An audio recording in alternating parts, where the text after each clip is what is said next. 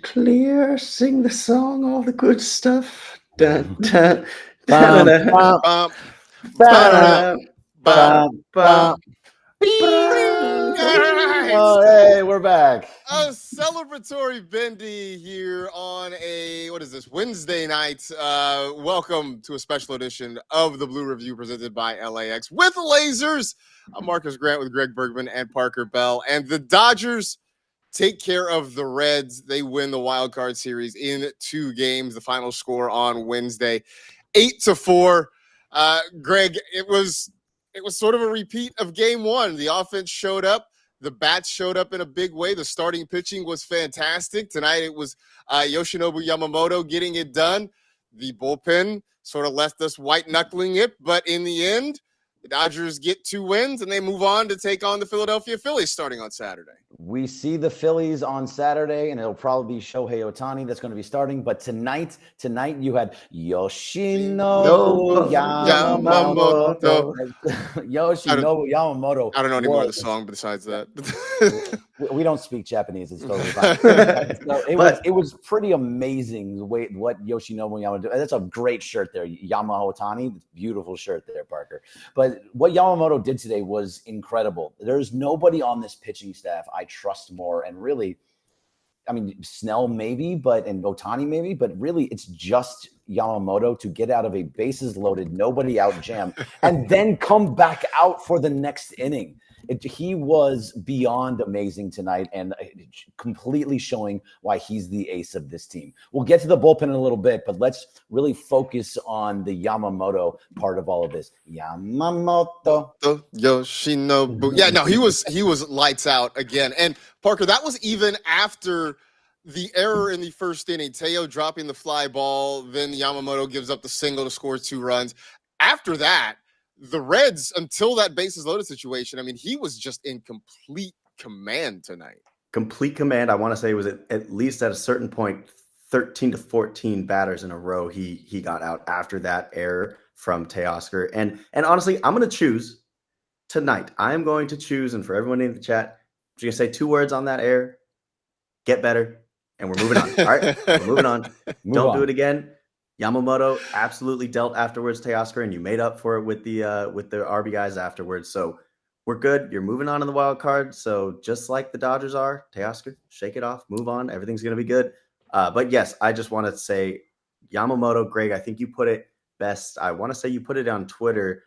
This team, when you look at the starting rotation, when you have a trusted ace who can load the bases with 0 outs and get out of it like that, Yamamoto is that guy. And I wholeheartedly agree with you.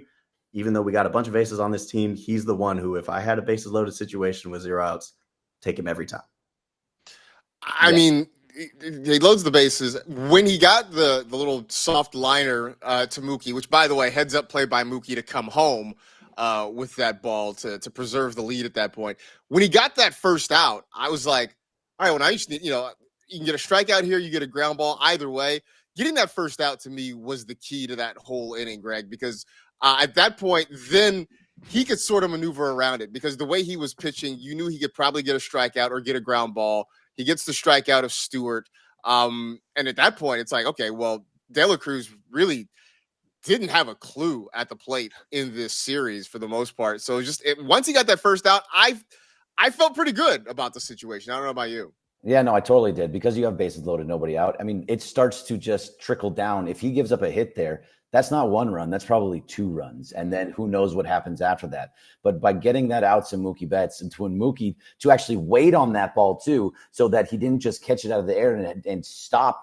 I forgot, I think it was Friedel at third. He held him down and had so much time to just get to home plate to get him out. It was really, really well done on everybody's part. And then once that first out, I totally agree with you. Once you have that first out, he locked in, he locked down, and he went back and he wanted that third out. It was a little bit tight. He was a little bit tight on the strike zone, that umpire in the seventh inning, but he was great in both those innings to get through that far. And it really was completely, completely impressive. He is the definition of an ace. And I think that's who we are going to have to see multiple times in series.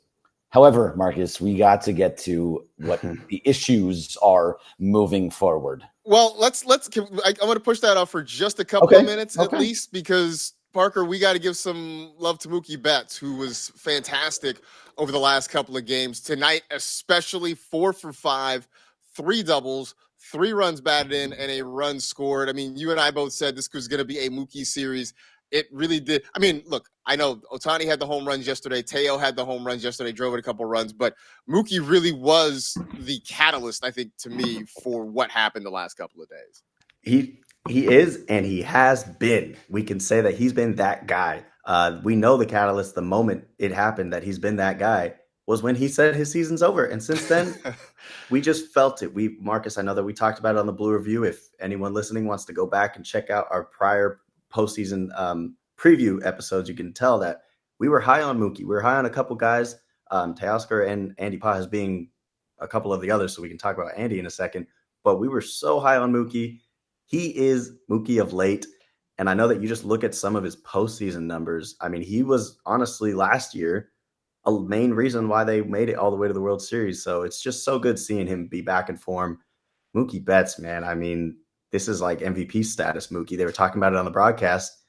You're seeing him go from right field to shortstop, and now he's still hitting the way that he's hitting. Superstar.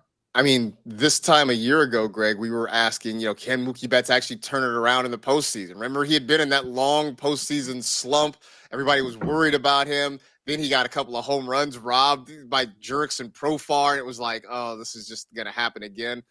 Since then, he's been just unstoppable in the postseason, and it's been huge for the Dodgers at the top of the order. So yeah.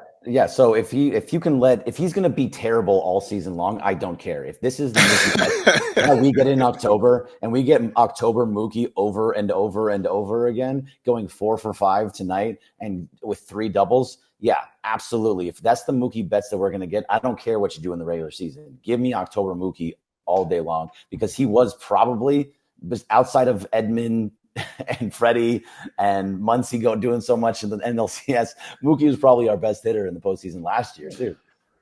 Speaking of which, I mean, real quick, it is Keektober. Kike Hernandez still doing his thing.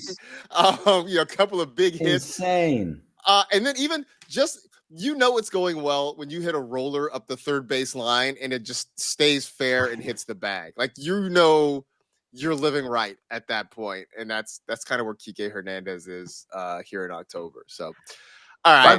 By the way, Marcus, a quick Kike. We call this a Sedano nugget in the morning. A quick Parker nugget. The Mookie Betts this series, of course, after going 6 for 9. Today's 3 doubles was the first Dodger to go for 3 doubles since 1953, and there's no way anybody in this chat or us 3 here would know that. But wait a minute.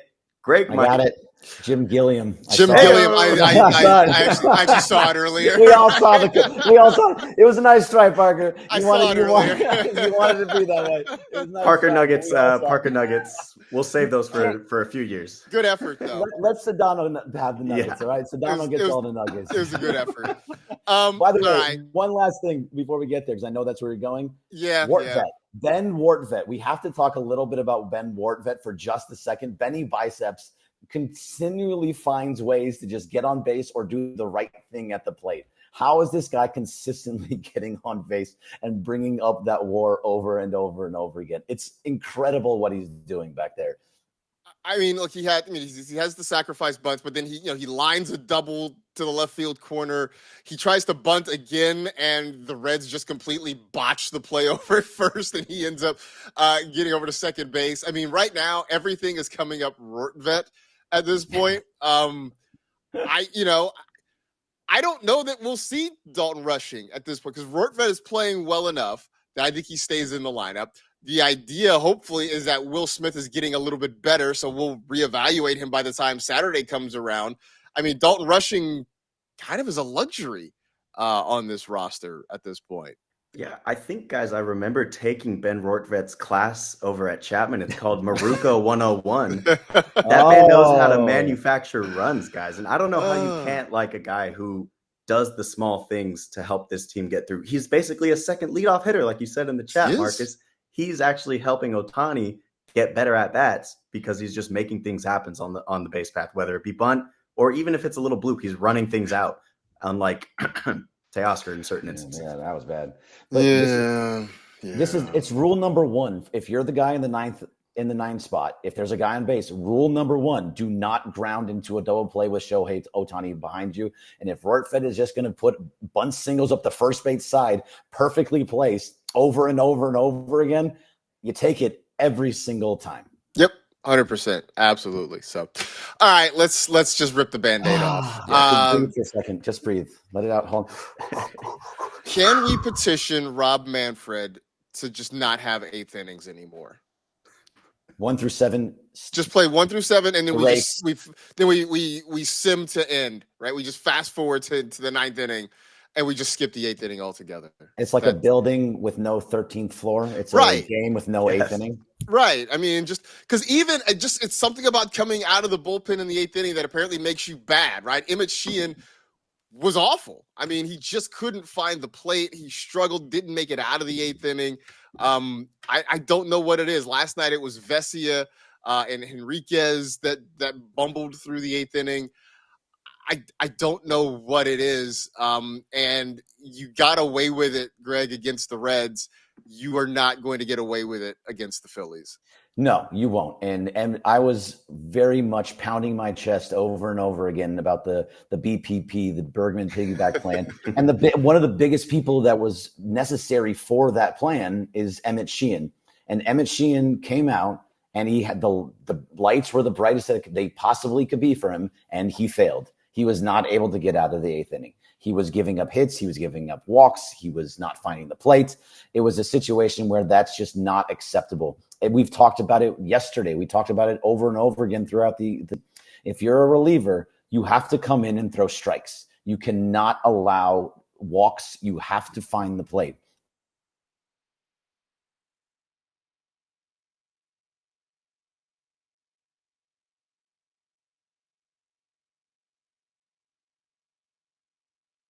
Played.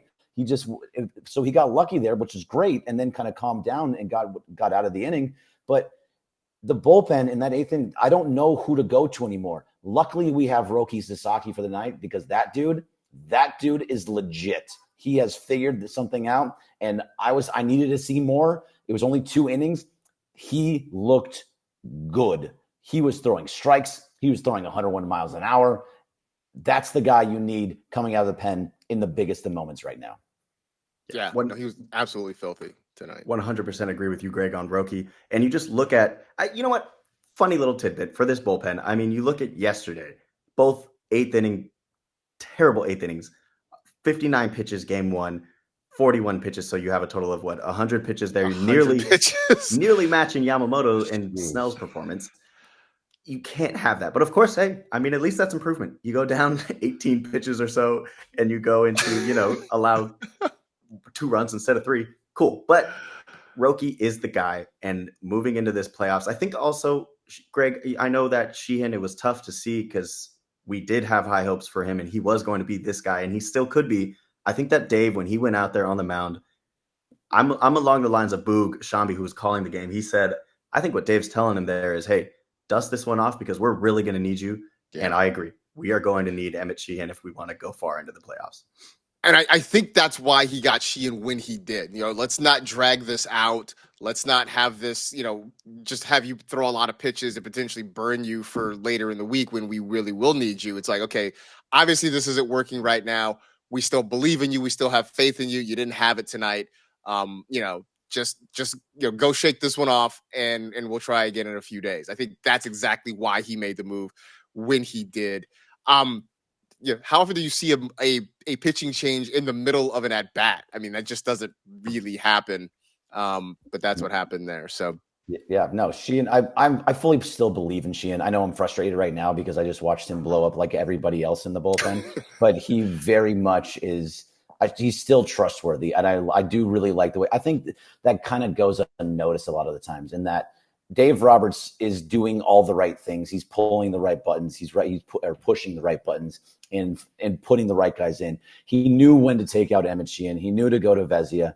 Obviously, it might not have worked, and I don't really agree with what he did in the 8th inning yesterday. but he did the right thing there, taking him out on a 1-2 count and letting him not get hit again and really just destroy his confidence. So good job on Dave there. Love to see that out of him. So still have trust in Sheehan. Hopefully the piggyback plan still works in that sense, but who knows what it's going to be like with the Phillies. Well, we know we're going to probably see a piggyback situation coming up in Game 1 on Saturday. That one's going to be at Citizens Bank Park. Start time, I think, to be determined. I know it'll be on TBS. You can check that game out.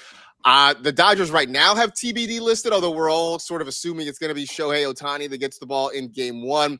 The Phillies have announced Christopher Sanchez as their Game 1 starter, a guy that the Dodgers kind of got to, at least as much as anybody has gotten to Christopher Sanchez this year.